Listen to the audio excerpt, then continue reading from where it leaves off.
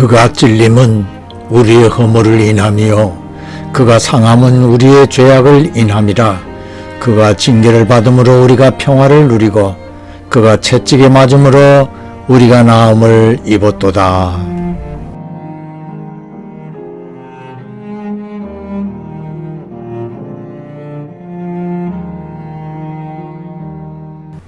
전능하신 하나님 아버지, 사망을 이기고 다시 사신 구주 예수님께서 제자들에게 믿음을 굳건케 하여 죽음을 두려워하지 않고 땅끝까지 부활의 증인이 될 수 있도록 성령님의 권능을 받게 하셨듯이 우리 모두에게도 그렇게 도와주시어서 제자들의 삶이 되게 해 주시옵소서.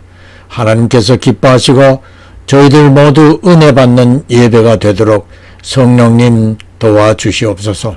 주님의 날을 소망하고 말씀을 믿음으로 순종하며 기도에 힘써 복음의 일꾼으로 부지런하게 하시어 주님의 날에 칭찬과 상급을 받게 해주시고 각자가 받은 은혜의 복들을 누릴 수 있는 은혜도 내려주시옵소서.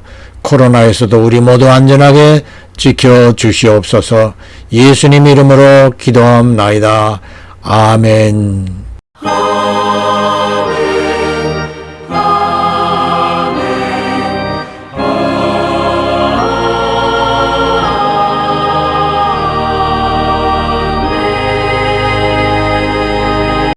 찬송가 256장 이근곡식 거들자가.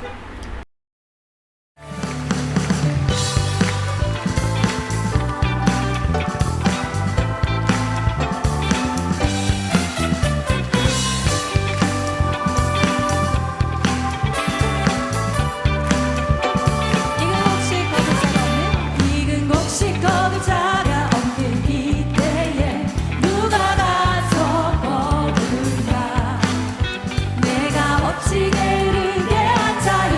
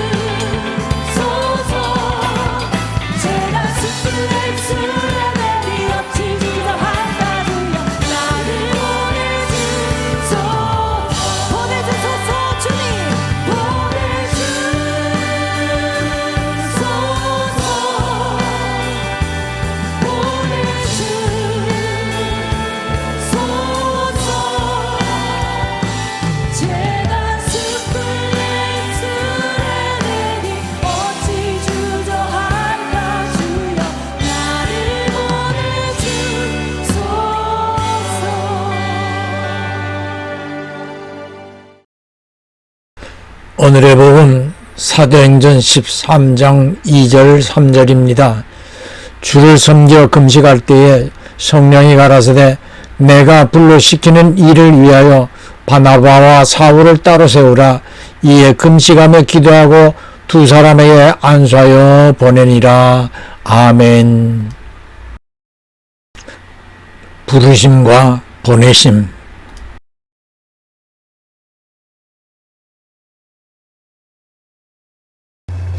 오늘의 본문은 크리스찬들을 체포하려고 다메섹으로 가던 중에 예수님을 만난 후 회심하게 된 사울이 바나바의 도움으로 안디옥 교회에서 함께 사역을 하던 중 일어난 일입니다. 이들이 주를 섬기며 금식 기도를 하던 중에 성령님께서 이 두 사람을 부르셨습니다. 그리고 이들에게 각각 할 일을 부여하시려고 바나바와 사울을 다른 사역자들과 구별하여 따로 세우라고 지시하십니다. 안디옥 교회는 성령님의 지시에 금식 기도를 계속하면서 성령님의 지시를 확인하고 두 사람에게 안수하여 사역자로서 세워 파송을 하게 됩니다. 이후부터 사울은 바울로 불리우며 사도행전의 기록과 같이 많은 사역을 하게 됩니다. 하나님께서 우리를 부르신다는 의미에는 크게 두 가지로 볼 수 있습니다. 하나는 믿지 않던 사람을 여러 경우를 통하여 예수를 믿게 하여 구원을 주시기 위한 것이고, 또 하나는 예수를 믿고 일꾼으로 사용하시기 위함입니다. 앞에서 언급한 바울의 경우가 예수를 믿게 하시고 일꾼으로 사용하시려는 이유에서 부르시고 보내시는 예가 될 수 있겠습니다. 예수님의 일꾼으로 부르시고 세우고 보내는 모든 과정에는 반드시 성령님께서 주관하시게 됩니다. 그러므로 오늘 제가 말씀드리려고 하는 취지는 믿지 않는 사람을 불러 예수를 믿게 하여 하나님 자녀, 천국 시민이 되게 하시는 과정이 아니라 사울처럼 일꾼으로 쓰시려고 부르시어 믿게 하고 사명의식을 갖게 한 후 일할 곳 또는 상대에게 보내시어 성령님의 도우시는 은사를 통하여 부여받은 사명을 잘 감당하게 하시는 과정에 대하여 말씀드리려고 합니다. 주 예수님께서 예수님을 위하여 일할 사람을 부르실 때에 거의 모두 다른 환경과 다른 상황에서 부르시는 것을 성경을 통하여 알 수 있습니다. 우리 주변에서도 주의 일꾼으로 부름받은 대부분의 사역자들 역시 각각 다른 상황에서 부르심 받은 것을 그들의 간증을 들어 익히 알 수 있지요. 뿐만 아니라 보내심을 받을 때에도 각각 다른 환경으로 보내지게 되는데 성령님께서는 사역자 본인의 의지나 희망과는 전혀 관계가 없는 지역이나 국가로 가도록 말씀하십니다. 12제자들 역시 그렇게 하였습니다.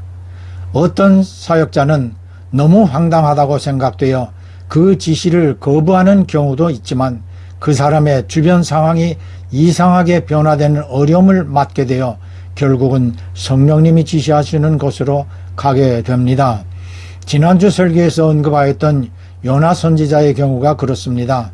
현재 이라크 바그다드 인근 모술 지역인 니느웨이 성으로 가서 하나님의 경고 메시지를 전하라는 부르심과 보내심을 받았지만 이방인들인 니느웨이 성이 구원받는 것이 싫었던 요나는 반대 방향인 다시스로 가다가 큰 물고기밥이 될 뻔하는 어려움을 겪었고 결국은 니느웨이로 가게 되었습니다. 하나님께서 일꾼을 부르실 때에 아무 곳이나 보내려고 부르시는 것이 아니라 하나님께서 필요한 곳에 보내려고 부르시는 것입니다. 작금의 한국의 신학교 학생들이나 목회자들 대부분이 희망하는 사역지는 거의 도시지역으로 농촌이나 도서지역으로 가는 것을 꺼려하고 있습니다. 그런 면에서 내 평생 소원 이것뿐 7회분 화본교회에서 사역하고 있는 홍성무 목사님은 젊은 분으로 농촌 지역인 이곳에서의 사역을 자원한 것에 박수를 보내고 싶습니다.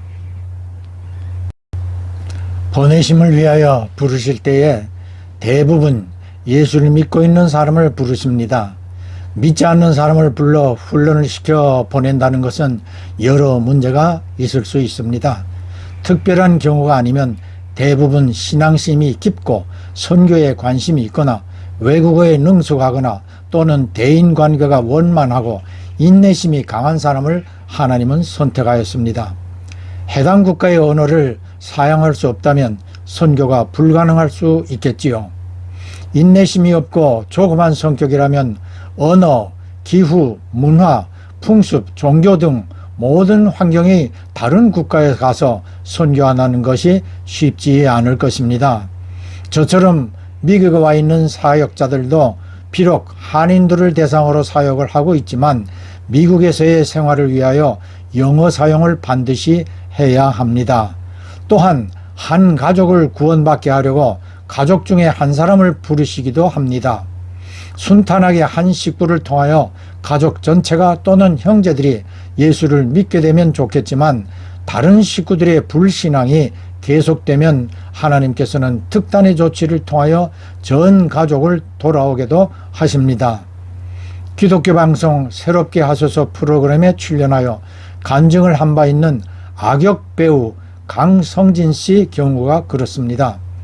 어릴 때부터 유달리 우애가 두터웠던 형 강효진 씨가 중병으로 사경을 헤매다가 심정지로 사망하였습니다. 식구들이 모여 안타까워하던 중에 성진 씨가 갑자기 하나님께 메어 달리며 호소를 합니다.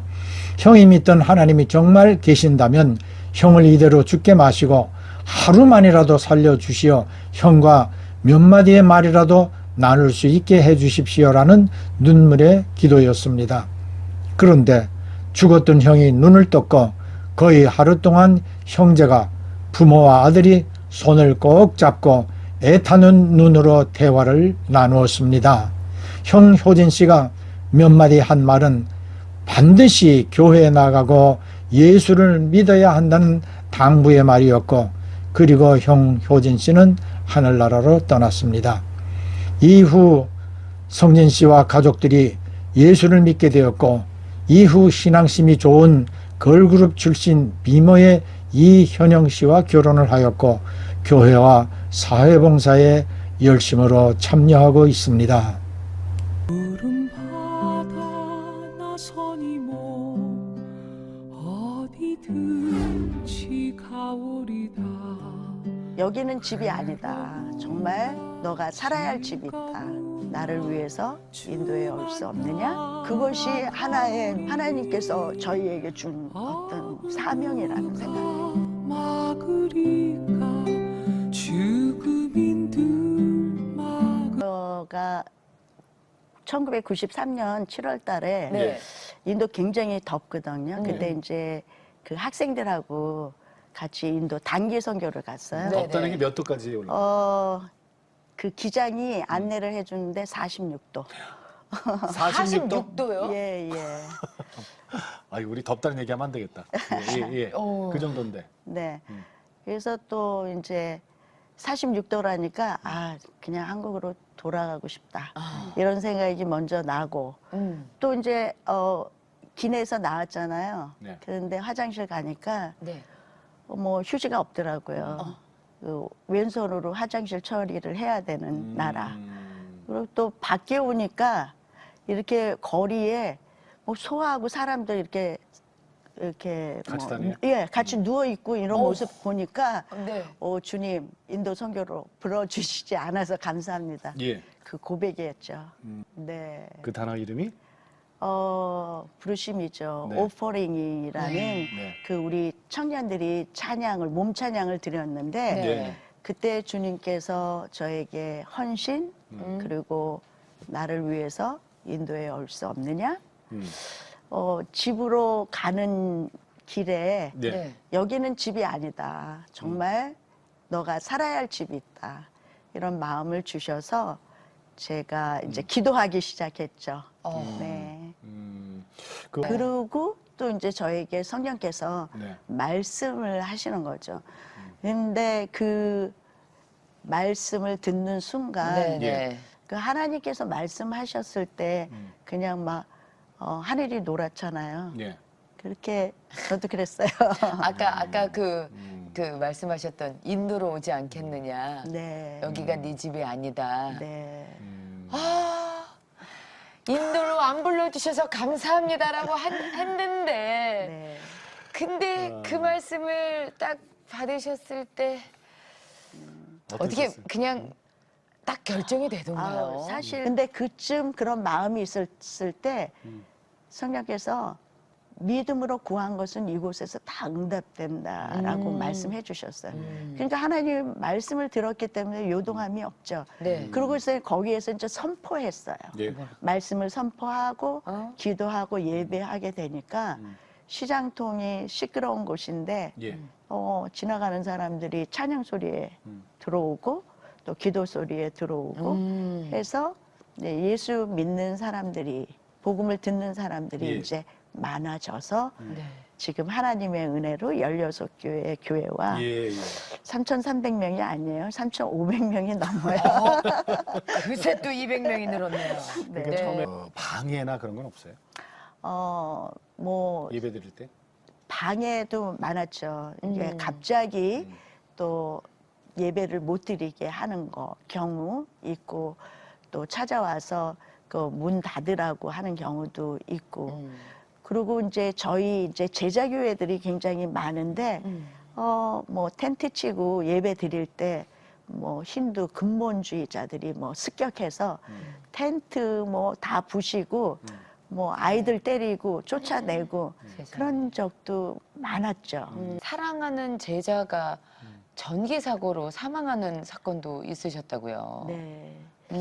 저희가 이제 그 아이들이 크니까 예. 또 신학교 가고 주의 종이 될 그런 청년들 네. 그룹이 있고 또 사회에 나가는 그런 그룹이 있는데 예, 저희가 제자훈련 학교를 했어요. 네. 근데 그때 9월 14일로 기억하는데 네. 9월 달도 굉장히 덥더라고요. 그러니까 그 18살 된 까물레스 그 학생이 더우니까 이제 옥상으로 올라갔어요. 그래서 이제 몇몇 학생들하고 그렇게 하면서 이제 그 좀 뭐 같이 뭐 놀다가 그 전기 흐르는 전압기에 전기가 이제 몸으로 감전이 됐어요. 만졌구나. 예, 잘못. 예. 아, 그렇게 해서 이제 그곳이 기숙사였는데 뭐 불 나고 또 그 학생은 급히 뭐 다 내장이 다 나오고 그래서 이제 뭐 앰뷸런스로 이제 실려가고 이제 저는 그때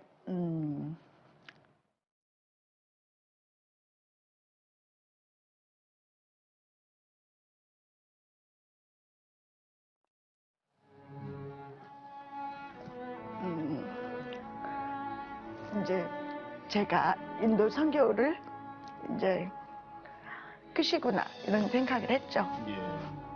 그리고 이제 그 다음날 이제 경찰들이 굉장히 많이 찾아왔죠. 사고 그 뭐 원인이나 이런 거를 하는데 이제 저희는 선교 제한국가잖아요. 예. 그러니까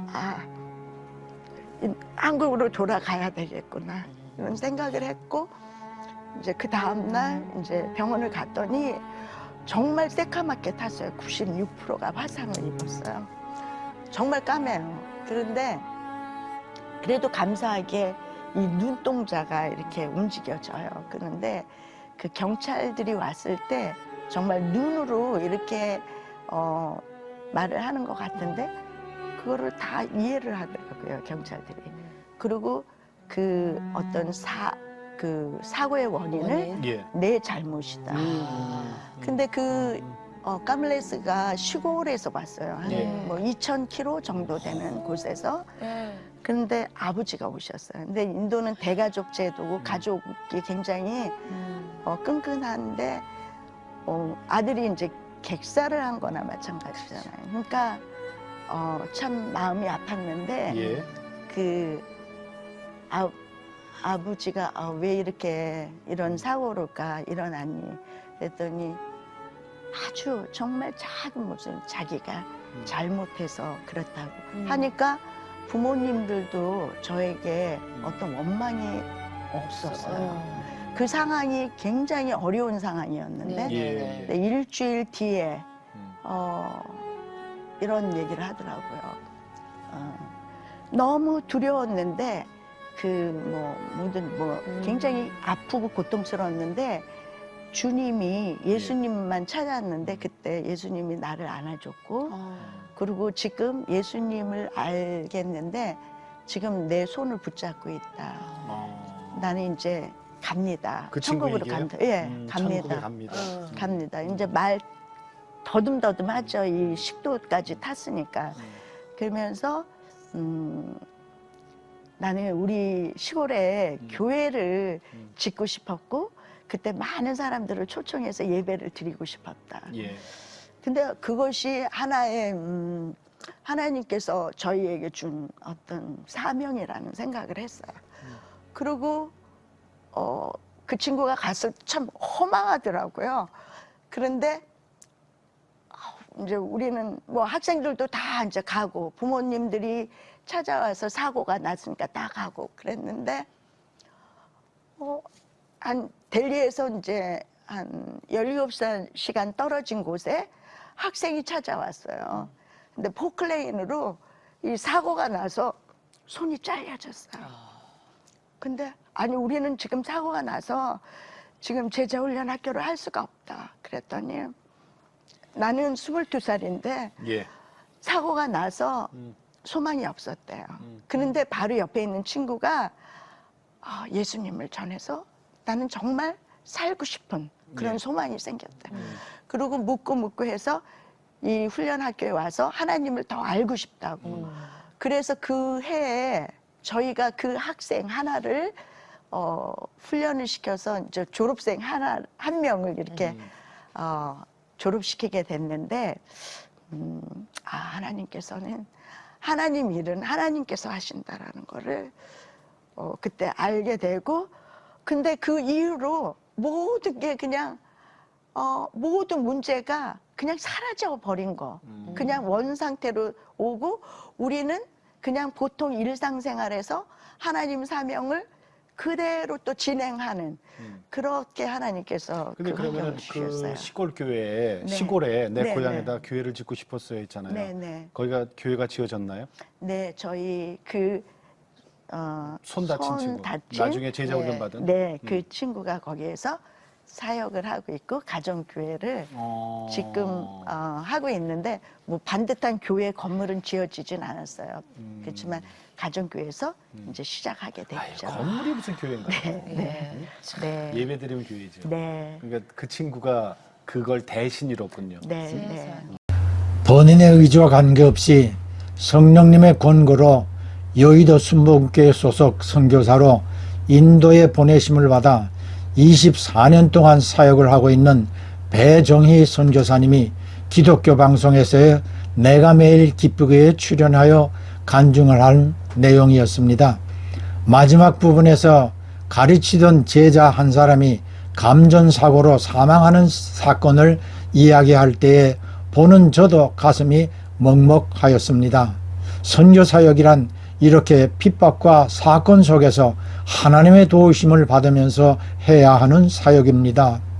하나님께서 보내시는 곳 땅끝까지 가야 하는 사역입니다. 특별한 사명감이 없는 사람은 감당하기 어려운 사역입니다.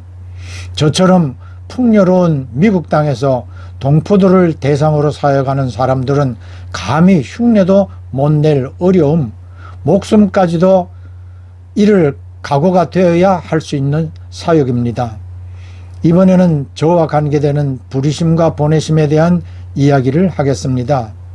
1970년대 박정희 대통령 집권 시기에 군 복무 시절 제가 충청북도 옥천, 영동, 보은 3개군을 담당하는 책임자로 옥천군 소재 군부대에 파견 근무할 때입니다. 대전 시내에 방원이라는 큰 연회장이 있었지요. 이곳에는 대전 시내 도청, 시청 등 관청의 중요 인사들이 많이 찾아와 연회를 갖는 곳이었습니다. 이곳의 김 사장이 어느 날 제게와 연회장 직원의 예비군 훈련에 관한 도움을 청하여 제가 도움을 준 바 있어 이 인연으로 저도 지역 내 군수, 경찰서장 등 기관장들과 자주 그곳에 출입하기도 하였습니다. 수년 후에 제가 군에서 전역을 하고 서울에서 신학교를 마친 다음 목사 안수를 앞두고 오산리 기도원에 가서 금식 기도를 하게 되었지요. 어느 날 낮 집회에 참석하고 예배당에서 나오는데 이 선생님 하며 저를 불렀어요. 돌아서서 저를 부른 사람을 바라보니 안면이 있는 분 같아 가까이 가서 보니 바로 김 사장이었습니다.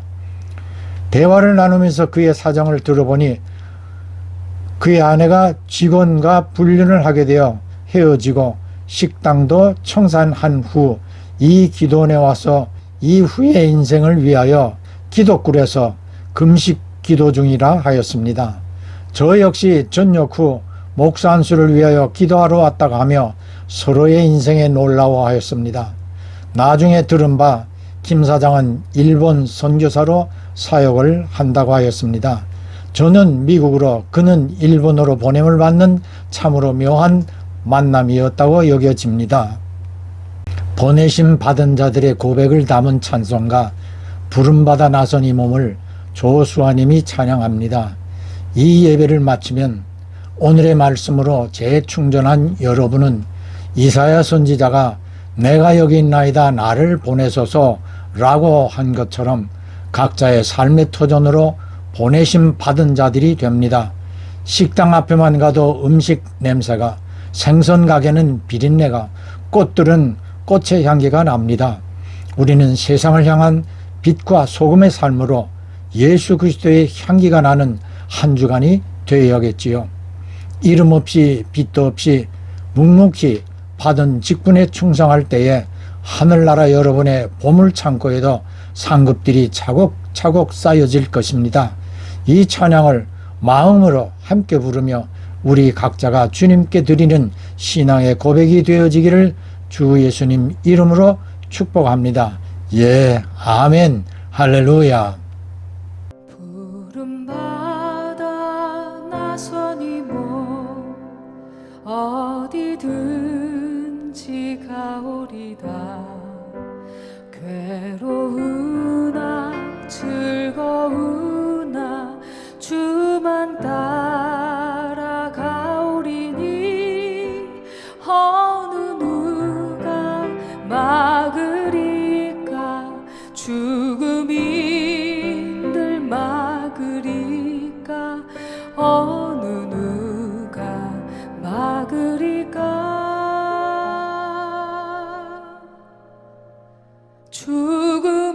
죽음인들 막으리까.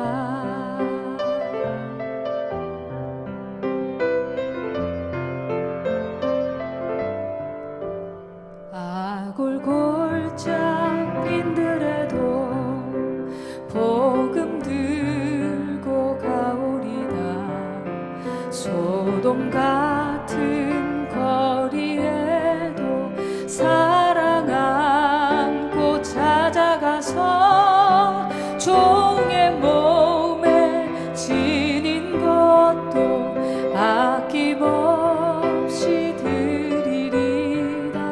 종의 몸에 지닌 것도 아낌없이 드리리다.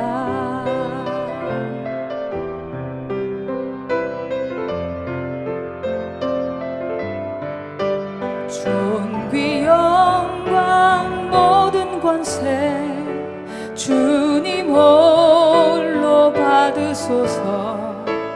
멸시천대 십자가는 제가 지고 가오리다. 이름 없이 빛도 없이 감사하며 섬기리다.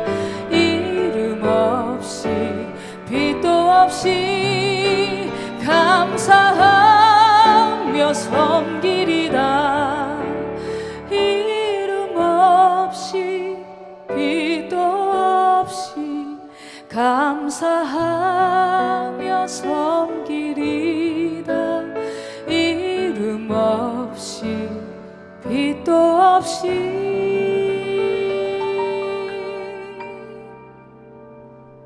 감사하며 섬기리다.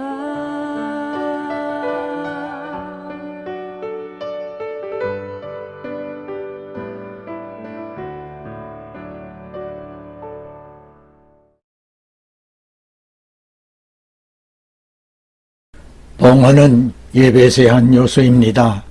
헌금, 예물 다 중요하지만 헌신, 나 자신을 온전한 제물로 드리려는 마음이 제일 중요합니다.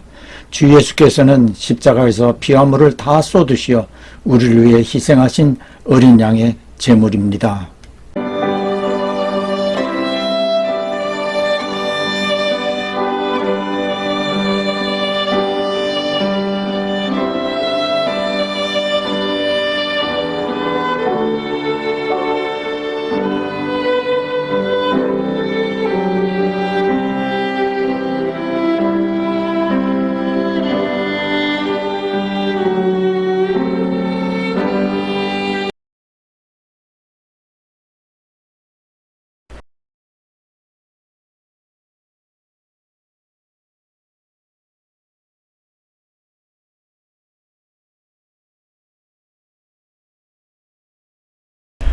부활하시어 하늘에 오르시고 하나님 우편에 계시다가 곧 다시 오실 구주 예수 그리스도의 한없으신 은혜와 하나님 아버지의 극진하신 사랑하심과 보혜사 성령님의 끊임없는 교통하심이 복음의 일꾼들로 충성하면서 주님의 날에 칭찬과 사랑받기를 꿈꾸고 소원하는 모든 성도들과 가정과 그 손이 하는 일들 위해 영원히 함께 하실지어다. 아멘.